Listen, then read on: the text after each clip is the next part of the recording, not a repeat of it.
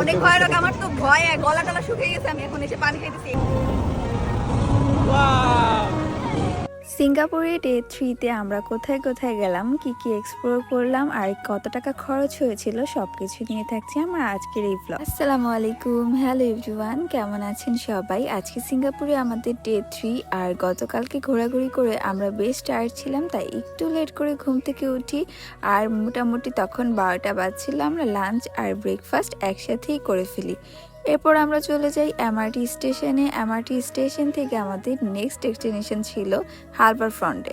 হারবার ফ্রন্টে আসার পর আমরা এই 10 তলার উপরে উঠি, আর দেখেন 10 তলার উপরে কি সুন্দর গাছপালা। এগুলো কিন্তু কোনোটাই আর্টিফিশিয়াল না, সবই অরিজিনাল ছিল। এরপর আমরা চলে আসলাম স্কাই ট্রেনের এখানে। স্কাই ট্রেনে করে এখন আমরা যাব ইউনিভার্সাল স্টুডিওর কাছে। সিঙ্গাপুরের ট্রান্সপোর্ট কস্ট অনেক বেশি, সেক্ষেত্রে এমআরটি ইউজ করতে পারেন। আর এমআরটি ইউজ করলে অনেকটাই কম প্রাইসে আপনি এক এক জায়গা থেকে এক এক জায়গায় যেতে পারবেন। তো এই তো আমরা চলে এসেছি ইউনিভার্সাল স্টুডিওর কাছে। আমি আগে শুধু এগুলো ফোনেই দেখতাম, আমার তো বিশ্বাসই হচ্ছিল না যে আমি ইউনিভার্সাল স্টুডিওর এখানে চলে এসেছি।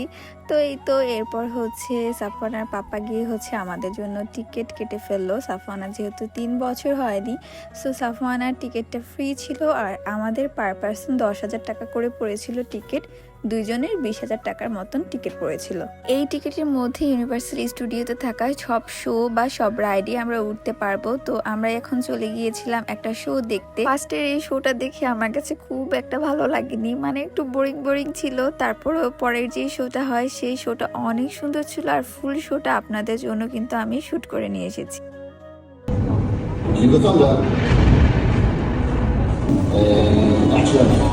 This is the emergency broadcast system.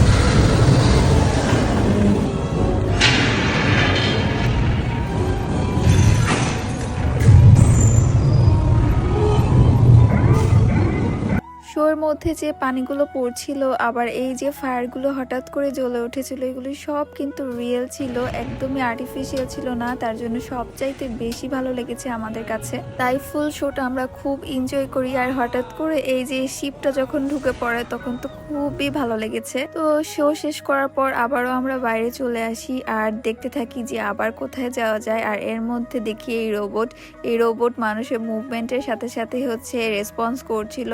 আর এরপর আমরা চলে আসি এই রাইডটাতে ওঠার জন্য। এই রাইডটাতে চড়ে আমার কাছে একটুও ভালো লাগেনি, মানে খুব একটা ইন্টারেস্টিং কিছুই ছিল না। মেন প্রবলেমটা আমরা যে কোনো রাইডে উঠতে যাচ্ছিলাম না কেন সেখানে লাইন ধরতে হচ্ছিল, আর এই জন্য অনেকটা টাইমে আমাদের ওয়েস্ট হচ্ছিল। তো আমরা আবার জানতাম না যে